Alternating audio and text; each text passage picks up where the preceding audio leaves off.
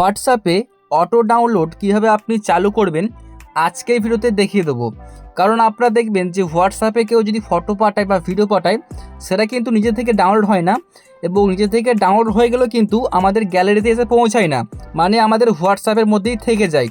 তো কিভাবে আপনি এটা চালু করবেন যে আপনাদের হোয়াটসঅ্যাপে কেউ কিছু পাঠালে অটোমেটিক ডাউনলোড হয়ে আপনাদের গ্যালারিতে চলে আসবে।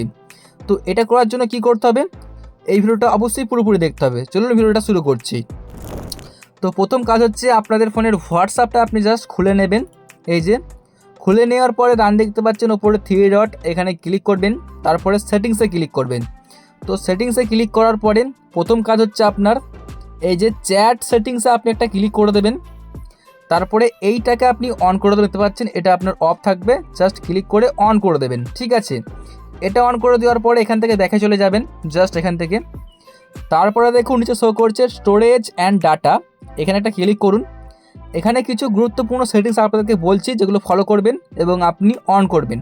ঠিক আছে, প্রথম দেখুন শো করছে মিডিয়া আপলোড কোয়ালিটি, মানে যদি আপনি কাউকে ফটো পাঠান তাহলে কি হবে, এখানে কিন্তু কোয়ালিটিটা আপনি হাই কোয়ালিটি করবেন। ঠিক আছে, তারপরে সেভ করবেন। তো যেহেতু আমি ফটো ডাউনলোড করা দেখাচ্ছি আমি এর জন্য এটা দেখিয়ে দিলাম। তারপরে দেখুন শো করছে অটো ডাউনলোড কোয়ালিটি, মানে যে ফটো ভিডিও আপনার অটোমেটিক ডাউনলোড হবে তার কোয়ালিটি কথা বলা হচ্ছে। তার জন্য আমরা এইখানে ক্লিক করে এটাকেও এইচডি হাই কোয়ালিটিতে আমরা জাস্ট সেভ করে দিচ্ছি। ঠিক আছে, এরপরে দেখুন এখানে দেখাচ্ছে এই যে অপশানটা ফার্স্টের, এখানে টিক করে এই চারটেকে আপনি টিক করে দেবেন। ঠিক আছে, তারপরে ওকেতে ক্লিক করবেন। তারপরে নিচেরটাকেও সেম ক্লিক করে এই চারটেকে অন করে দিয়ে ওকে করবেন। নিচেরটাকেও আপনি এইভাবে টিক করে দিয়ে জাস্ট ওকে করবেন। এটুকু কাজ করলে কিন্তু হয়ে যাবে। এরপর যদি আপনাকে কেউ ফটো পাঠায় তাহলে কিন্তু দেখবেন যে অটোমেটিক ডাউনলোড হয়ে আপনাদের গ্যালারিতে হোয়াটসঅ্যাপ ফাইলে আপনি সেই ফটো ভিডিও পেয়ে যাবেন।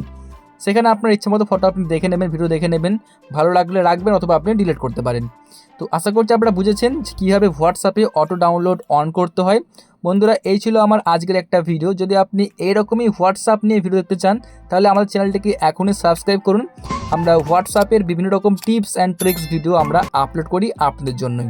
এই ছিল আজকের ভিডিওটি দেখার জন্য অনেক অনেক ধন্যবাদ।